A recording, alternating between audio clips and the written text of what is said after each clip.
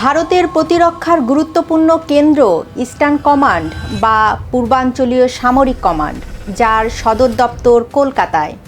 একটু উত্তর দিকে তাকালেই চোখে পড়বে শিলিগুড়ি করিডোর, উত্তর দিনাজপুরের চোপড়া, ব্যারাকপুরের সেনা ক্যাম্প এবং জলপাইগুড়ির হাসিমারা বিমান ঘাঁটি। ভারতের সামরিক নিরাপত্তার জন্য এই প্রতিটি অঞ্চল অত্যন্ত সংবেদনশীল। আপনি কি জানেন, ভারতের এই অত্যন্ত স্পর্শকাতর 5টি সেনা ও বিমান ঘাঁটির ঠিক কেন্দ্রবিন্দুতে অবস্থান করছে বাংলাদেশের একটি জেলা, আর সেটি হলো বগুড়া। এই সবকটি ভারতীয় ঘাঁটি থেকে বগুড়ার দূরত্ব মাত্র 200 থেকে 300 কিলোমিটার। আর ঠিক এই গুরুত্বপূর্ণ স্থানে বাংলাদেশ তৈরি করতে যাচ্ছে তুরস্কের সহায়তায় এক বিশাল ড্রোন কারখানা। সামরিক বিশ্লেষকরা বলছেন, এটি কোনো সাধারণ সিদ্ধান্ত নয়, বরং একই স্থান থেকে ভারতের সমস্ত সেনা ও বিমান ঘাঁটির নজরদারির একটা মাস্টার প্ল্যান। তারেক রহমান সরকার কেন ড্রোন কারখানার জন্য ঠিক বগুড়াকেই বেছে নিল? এর পেছনে কি কেবল বাবার জন্মভিটার টান, নাকি লুকিয়ে আছে এক নিখুঁত সামরিক কূটনীতি?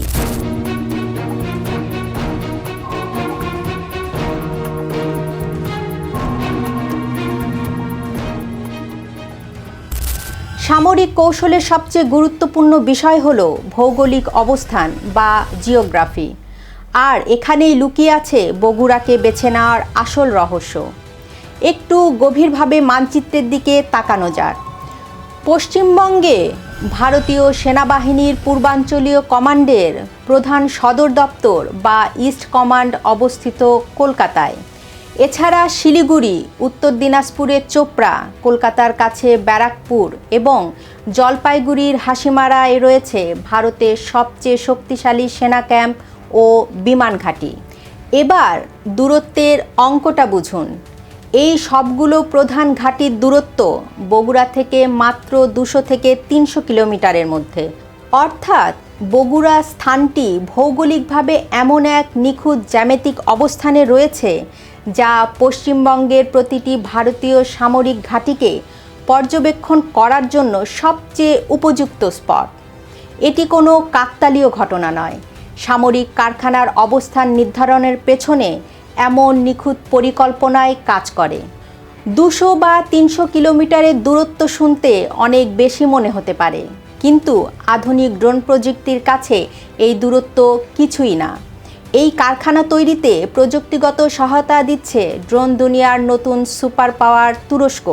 তুরস্কের মাঝারি ও দীর্ঘ পাল্লার ড্রোনগুলো অনায়াসে 300 থেকে 500 কিলোমিটার ব্যাসার্ধের মধ্যে একটানা 24 থেকে 48 ঘন্টা ওড়ার ক্ষমতা রাখে।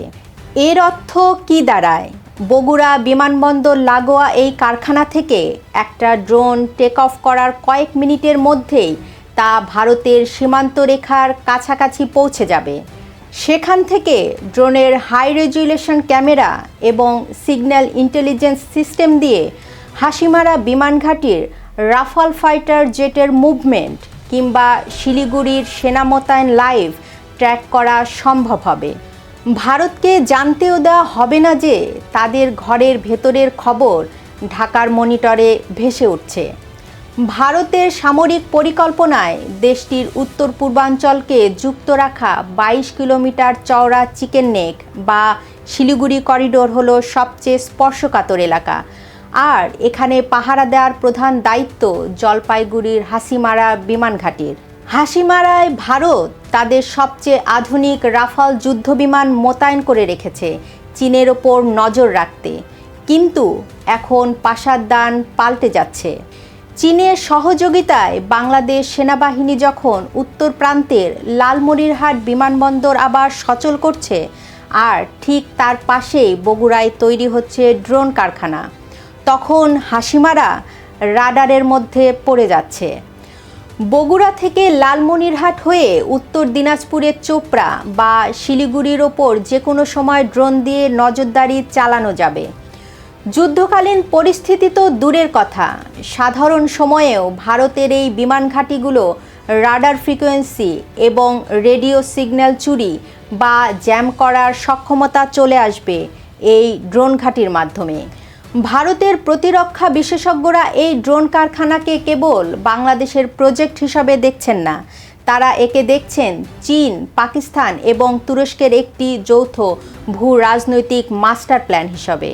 শেখ হাসিনা সরকারের বিদায়ের পর পাকিস্তানের সঙ্গে বাংলাদেশের সামরিক যোগাযোগ নাটকীয়ভাবে বৃদ্ধি পেয়েছে। দুই দেশের সেনা কর্মকর্তারা একের পর এক সফর করছেন।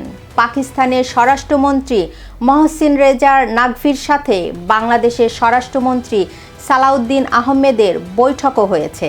অন্যদিকে তারেক রহমানের বেইজিং সফরে 28টি নতুন যুদ্ধ বিমান কেনার আলোচনা হয়েছে, যা পাকিস্তান সেনাবাহিনীও ভারতের বিরুদ্ধে ব্যবহার করে। এখন একই মডেলের বিমান ভারতের পূর্ব সীমান্ত অর্থাৎ বাংলাদেশেও আসছে। এর সাথে যুক্ত হয়েছে তুরস্কের ড্রোন প্রযুক্তি। পাকিস্তান যেভাবে ড্রোন ব্যবহার করে ভারতের পশ্চিম বা কাশ্মীর সীমান্তে ভারতকে তটস্থ রাখে, ঠিক একই কৌশল কি এবার ভারতের পূর্ব সীমান্তেও প্রয়োগ করা হচ্ছে? উত্তরটা দিন দিন স্পষ্ট হচ্ছে। ভারতীয় গণমাধ্যম বলছে এটি ভারতের বিরুদ্ধে সামরিক অভিযান জোরদার করার প্রস্তুতি। কিন্তু বাংলাদেশ একটি স্বাধীন সার্বভৌম রাষ্ট্র।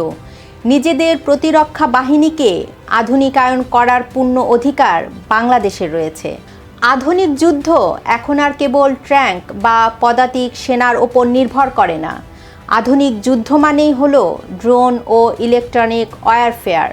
ভারত সরকার বাংলাদেশের এই তৎপরতা নিয়ে কোনো উগ্র প্রতিক্রিয়া না দেখালেও তাদের পররাষ্ট্র মন্ত্রণালয় তীক্ষ্ণ নজর রাখছে, কারণ তারা ভালো করেই জানে বগুড়ার ড্রোন ফ্যাক্টরি মানেই ভারতের শিলিগুড়ি করিডোর চাপের মুখে পড়তে পারে।